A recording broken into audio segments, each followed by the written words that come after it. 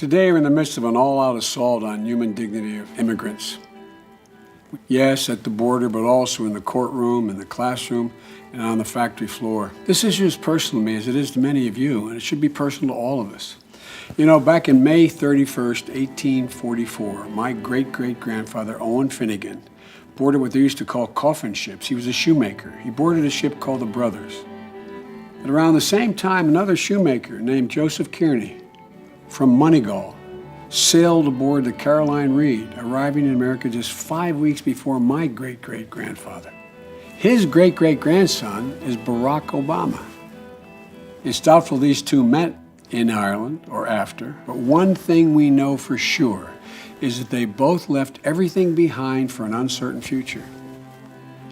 And in all of their dreams, do you think they ever thought the day would come 160 years later, the two great-grandsons of shoemakers from Ireland would be sworn in as President and Vice President of the United States of America? Folks, that's the promise of America.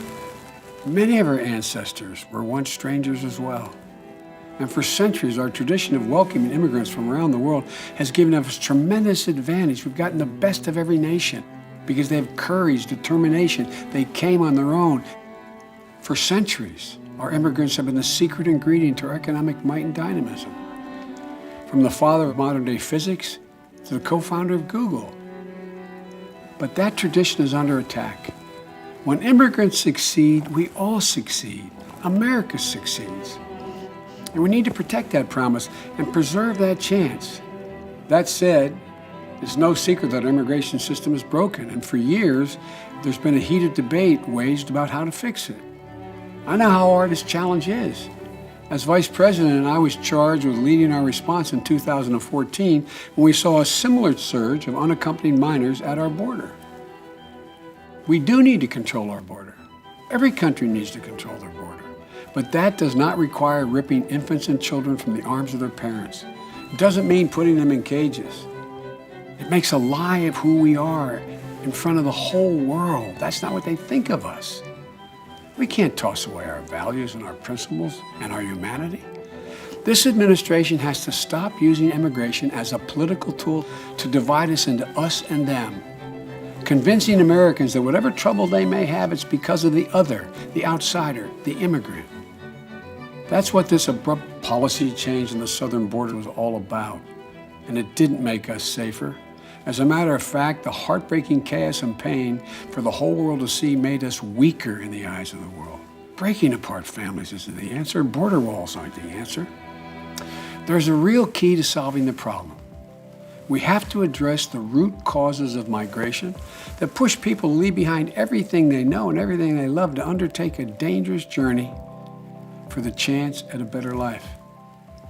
That's why I led an intensive effort during the Obama-Biden administration to engage directly with the governments where people were migrating from, the Northern Triangle, countries in Central America, to help undertake an ambitious series of reforms so those countries would clean up their police forces, increase tax collection so they could grow their economies, fight corruption, go after criminal groups responsible for smuggling drugs and people, and sending greater economic opportunity to all the people in Guatemala, El Salvador, and Honduras, so that people can imagine a better life for themselves in their own countries. This effort received overwhelming bipartisan support from the leaders in the Senate and the House, Democrats and Republicans, providing millions of dollars to these three countries to keep their commitment to do the specific things that make their communities safer, more prosperous, and fight corruption. So we have to continue this bipartisan policy. It's the best long-term answer. We need to invest more, not less, in the tools to get the job done. I'm so proud of the American people.